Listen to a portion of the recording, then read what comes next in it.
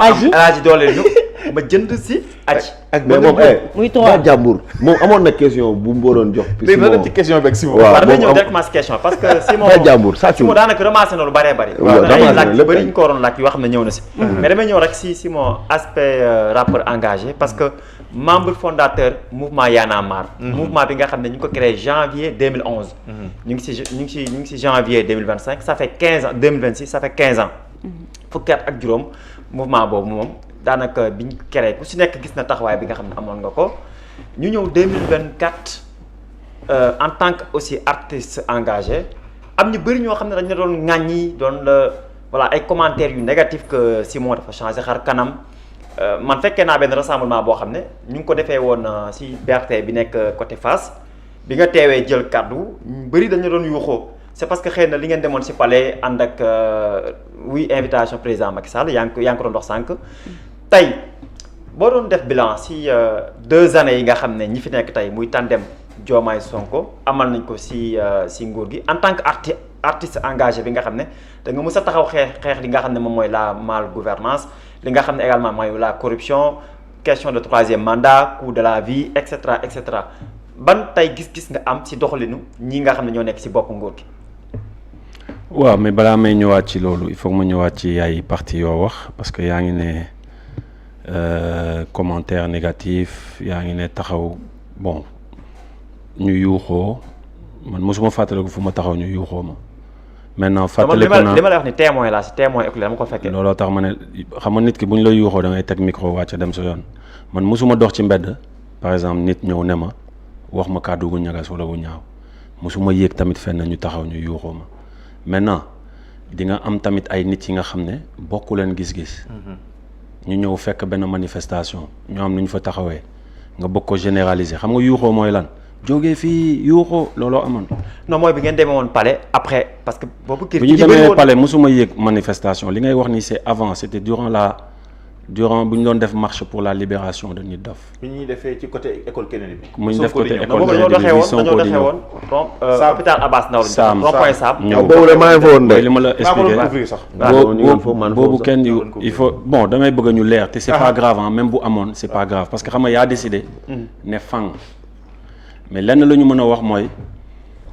ñun on a participé à tous les combats dans ce pays xam nga de ban année de 96 à nos jours 98 laa def man sant bu tudd politicien au secours Sathié waa réew mi ñoo ngi dee au secours Sathié politicien yaa ngi ñuy rey en 98 police da la doon fekk ci scène di la liif ngay wàcc ñu lay pompeloo ñu yóbbu la ay centrale téye la fa ba le lendemain sa papa ñëw fay 7000 francs depuis cette période là Abdou Diouf la ñu commencé xeex ñun Abdou Diouf am na ñoo xam ne peut-être fii ils avaient 2 ans 3 ans ñu jógee ci Abdou Diouf ñu xeex Abdoulaye Wade ñu jógee ci Abdoulaye Wade Macky lu mu nekk suñu grand ñu defal ko ay sound yoo xam ne ba tey boo dajaax ay mbokkam dañuy ne sound bi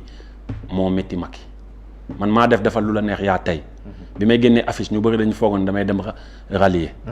xoolal ba ñu may invité seen podium de clôture naan ma ay indil xoolal on va acheter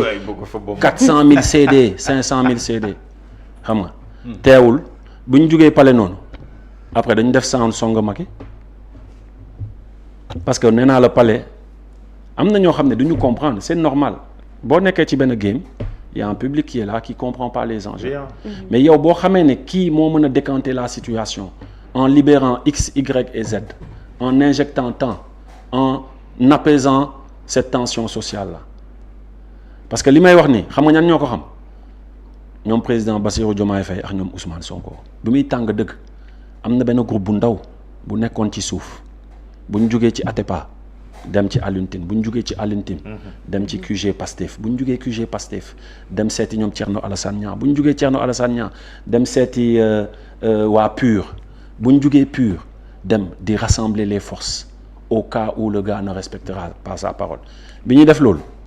renseignements généraux dikk ñu ngi ñuy topp night and day suñu téléphone sur écoute dëkkatuñu woon sax suñu kër saa ñu yeewoo xam nga lan la ñuy jëkk a def taal télé pour xool ndax armée bi jëlul Sénégal parce que loolu lañ doon ngun-ngunee ci suuf quand tu traverses tout ça c'est normal qu'il y ait des gens xam nga ñun jamono ñun dañu ñëw ñun on s'est battu contre tous les régimes absolument ça c'est tous les régimes xam nga tey nag ñi toog nii ñoom la ñu gën a jege ci ñi fi jot a jaar ñëpp parce que tey benn président Bassirou Diomaye bu ñëwoon nii amaana xamul tur sa tur wala turu sista bi wala turu saawaay mais bu romboon nii day ne Simon parce que xam nga lu tax dañu defandoo ay nuit blanche di xeex pour ay stratégie président Ousmane Sonko dama doon invité këram ñuy toog di añandoo ñuy waxtaan stratégie donc on se connaît te man peut-être sama différence ak yenn gars yi mooy je me dis ñi fi ñëw nii le duo Sonko Diomaye c'est trop tôt pour déclencher les hostilités parce que ils sont en train de se battre contre presque 40 ans ñoom nekkuñu di ils n'ont pas juste hérité du bilan de Macky Sall hein? Ils n'ont pas juste hérité du bilan ñoom depuis Senghor ak pré Senghor sax avant Senghor loolu yëpp la ñu hérité parce que dañu jël toute une génération de politique ah ñu lem leen affaire bi nekk ay jeunes yu bees donc il faut leur laisser du temps man moom mooy sama vision hein il faut leur laisser du temps il faut savoir tamit donner aux populations les bonnes choses parce que am na benn jamono xam nga ñun sénégalais lan lañu doon wax on parlait tous de cumul de mandat ñii bu ñu ñëwee ba tey dégg nga cumul de mandat nit da nga doon nekk ministre nekk maire nekk député nekk PCA wu fenn nekk amatul du lu ndaw de parce que tu cumulais minimum 3 à 4 salaires loolu il faut le mettre en avant nit yi xam ko tey l'électricité a commencé à baisser parce que des efforts sont en train d'être faits xam nga les denrées de première nécessité commencent à baisser il faut applaudir maintenant il y a des choses yoo xam ne comme da nga leen jege parce que xam nga ñun Abdou Diouf bi ñuy xeex Abdou Diouf on n'avait aucun contact pour parler à un seul ministre de Abdou Diouf bi ñuy xeex Wade ay woyu la ñu doon wax Wade laa di sax on vous avait présenté comme des fumeurs de chanvre indien des gens qui veulent rien de leur vie des kamikazes loolu la ñu présenté woon ci Wade. Ah ouais. Tu vois Macky Sall ñëw ñu commencé am yenn contacts yi xam ñenn ñi parce que ñoo doon xeexandoo yenn saa yi nga leen di wax ay affaire nga xam ne du sotti boo waxee sottiwul nga commencé tirer ci kaw ñii day am ay problème yenn saa yi nga jël sa téléphone nga woo ministre conseiller bi bro je parle pas au ministre je parle à mon frère bi ma doon defal ay campagne lii est-ce que mënuñu ko lijjanti je te donne un exemple quand il y a commencé à avoir beaucoup d'arrestations nous on a pris nos téléphones on a commencé à appeler les gens ne leen tey pourquoi pas ñu def comme les pays développés tey au lieu ngay tëj nit ay 6 mois 5 mois 1 an mais defal ko ay travaux publics mu dem bale marché truc tu lui laisses la liberté parce que faites oublier le syndrome Abdou Diouf parce que Abdou Diouf da doon tëj Wade daan tëj Macky ñëw daan tëj yéen faites oublier ça parce que lu bees ngeen woote tu as raison petit frère nañ ci waxtaan nga jotaat keneen wax ko la même chose nga jotaat keneen wax ko la même chose instant yi xam nga kan moo ñu dese wax nañu ak ñëpp instant yi président moo ñu dese te dañuy toog dans pas longtemps pour xam nga wax ko féliciter par rapport ak yu ma cité nii bëri na parce que tey mbuuru daara yi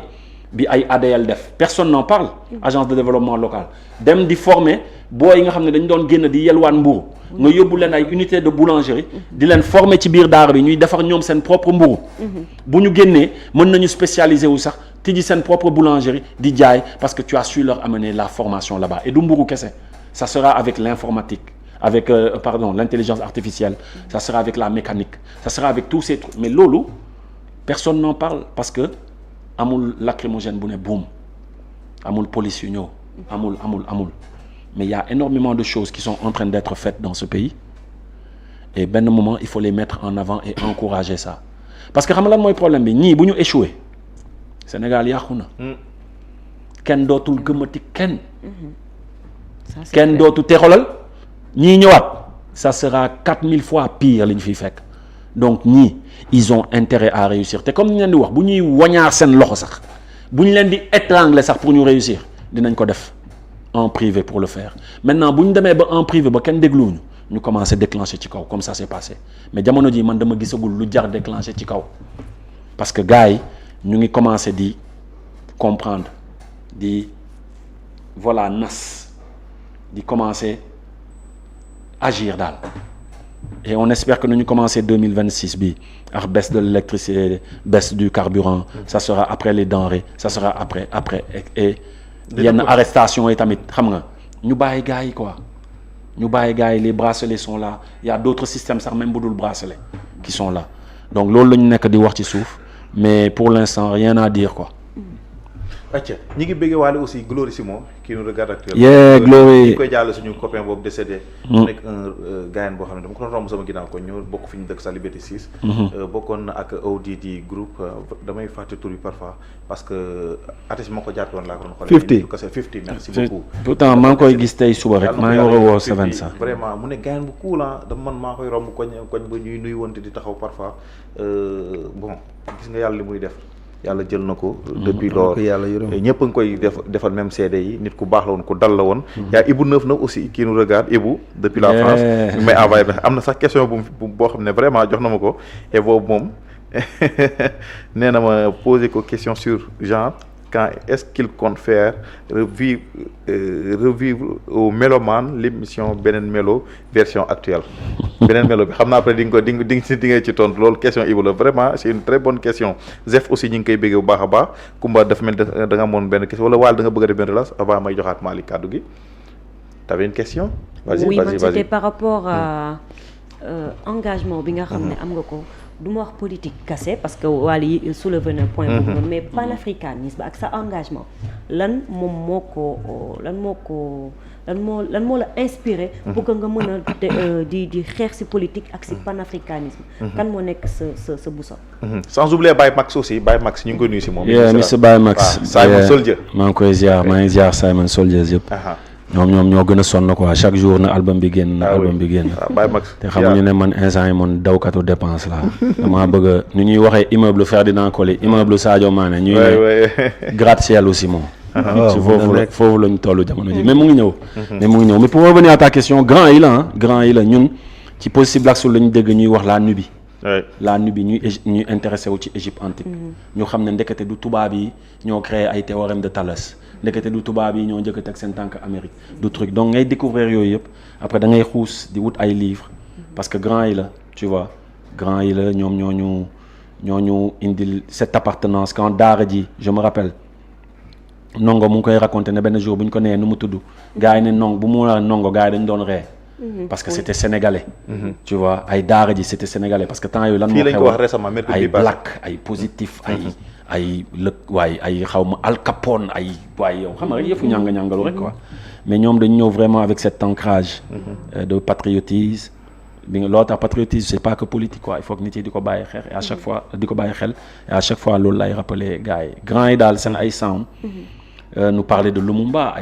bi ñu koy njëkk a dégg ay DJ Awadi la ay Sankara ñu nekk ay tout tànk yu ndaw on avait aucunement conscience de ce qu'il disait mais plus ngay màgg ngay lire di découvrir di naan kon lii am na Afrique lii am na Sénégal lii am na loolu moo la poussé nga ne xaaral ma commencé tamit